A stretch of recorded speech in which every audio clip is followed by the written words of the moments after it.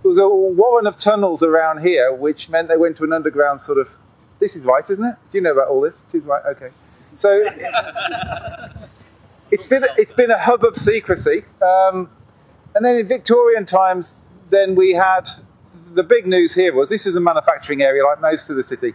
Birmingham sort of shrunk back since the 19th century, and then since the 1980s it's really grown again. So what we're seeing at the moment is the re-enlargement of the city back to its old Victorian boundaries. Mass House and the old dual carriageway used to cut across where those two buildings are there, and that then sort of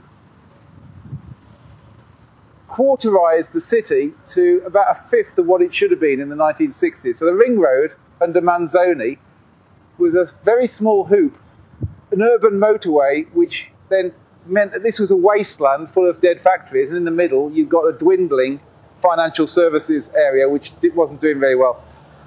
From Highbury Initiative in the 1980s onwards, the move has been to take out the inner ring road, and that's gone now, yeah?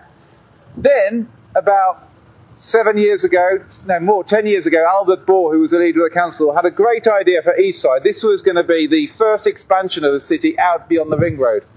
And the centrepiece of it was going to be just over there near the railway line, was a state-of-the-art library. An international competition was held. Richard Rogers Partnership won it. The building was designed all the way through to stage E, which meant, it could have been tendered. And then, for various reasons, there was a change in tack.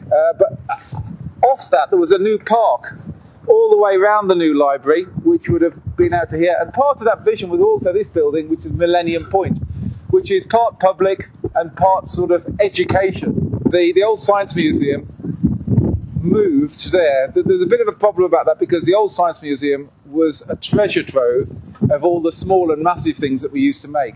Some of it's made its way into there. So that's a Science Museum together with IMAX Cinema. And it was a regeneration project. It was one of those curious things where you felt like the brief caught up with the building. Like you needed to have a big building and we'll find something to go later. But it's a good building. It's good, yeah?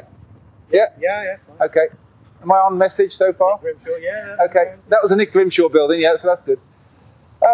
But in that sort of hiatus between the Richard Rogers scheme stopping and that, what then happened? There needed to be a new plan. So the city park then emerged as an idea, which is all this car park here, then connecting to Park Street Gardens, which are those trees over there, and then all the way up to the front of Moore Street was envisaged to be the new Eastside Park. It's about a kilometre of park getting off it, isn't it?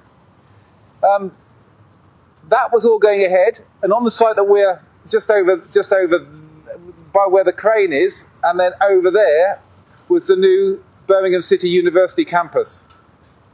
That was until March last year when there was an announcement from government with very little warning that HS2 would be coming in.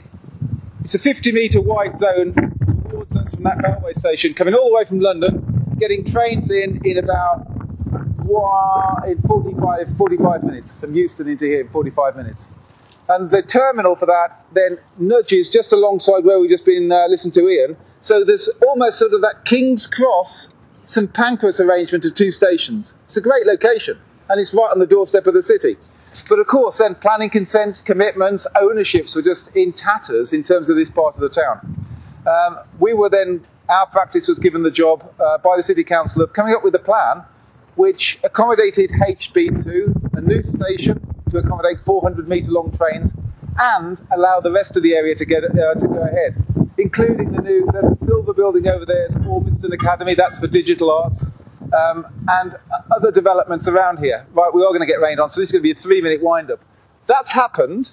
The park's going ahead starting in July, and the really great story about it is that thing behind me was Curzon Street Station, where the first train from London arrived into Birmingham in about 1837.